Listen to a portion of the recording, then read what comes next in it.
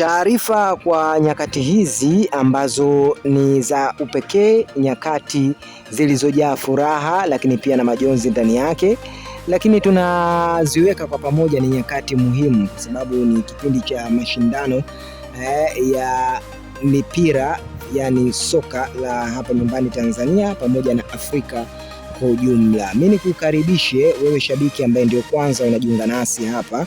Hakikisha umegusa maandishi mekundu hapo chini yaliyoandikwa subscribe ili usipitwe, lakini pia na kuachwa na habari mpya zote zitakazokuwa zikijiri kuhusiana na michezo pamoja na burudani. Sisi tutakusogezea hapa kwa wakati na wasaa husika. Naam, nikukaribishe katika mjadala huu mzito ambao klabu ya Yanga sasa hivi wamekuwa wakizungumzwa kwa upana na kwa undani zaidi kwenye mitandao ya kijamii. Wewe kama shabiki wa Yanga ama wa timu nyingine yoyote, basi na shaka umekuwa ukiona jinsi majadiliano haya ya kina yanavyoendelea huko kwenye kurasa mbalimbali mitandaoni, kuingia kwenye magrupu ya Facebook, magrupu ya Instagram, magrupu ya WhatsApp pamoja na kwenye mitandao mingineyo. Utashuhudia kile ambacho mashabiki wamekuwa wakijadili kuhusiana na klabu ya Simba pamoja na Yanga, lakini hasa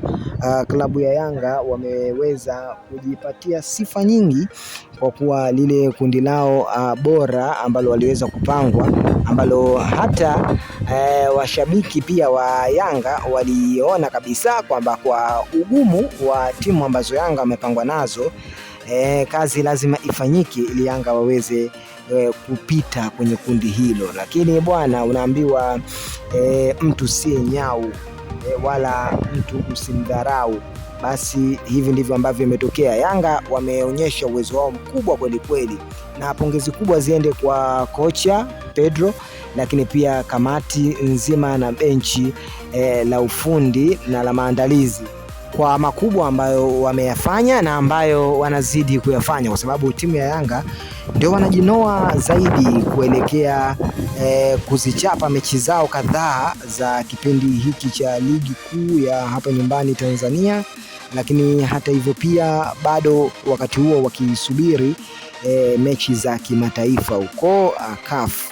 Yote hii ni kutokana na uimara, mazoezi pamoja na usikivu ambao wachezaji wa Yanga wameweza kuwekeza. Taarifa kwa umma, kwa wananchi ni kwamba mashabiki wasivunjike moyo, kasi iongezeke, lakini pia Yanga wanajitahidi kuhakikisha kwamba furaha ni jambo ambalo lilozoeleka Jangwani na linaendelea kudumishwa kama ilivyo kawaida. Kisha wakamalizia kwa kusema kwamba Yanga siku zote ni daima mbele, nyuma mwiko, udugu umara, yani udugu unaendelea kudumishwa vile vile kama ambavyo ilivyopangwa zamani.